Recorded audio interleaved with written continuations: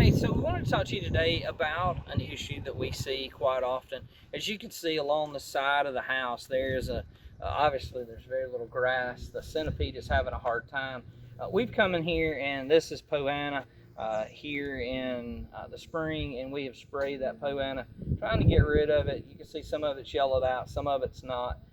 But you can also mainly see where it's really, really wet. And what we run into is houses are really close together, and we wind up with these drainage issues. Some of these issues in this particular case can be repaired by putting in some French drains, or it can be put in by putting some of the other drain systems in to collect that water to get it out of the area. This particular issue is we had an irrigation situation. The back corner of the house, they had 3 or 4 irrigation heads within about 10 feet of each other. So you've got that 30 or 15 or 10 or 15 gallons of water going out, and it all just puddled and made its way this way. The other is we have neighbors next door. A lot of times the neighbors will water their yard. When you water yours and they water theirs, the water puddles in the middle, resulting in this patch.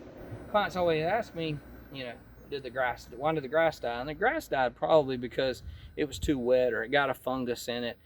In those regards, how do we fix it?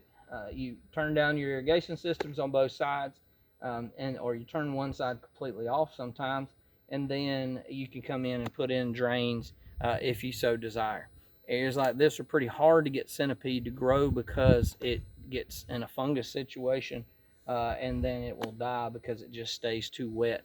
Much like if you and I were to sit in a bath for too long, our feet swell and get all wrinkly and pruny. That's the exact same things that plant material does as well. So this here is just a simple issue.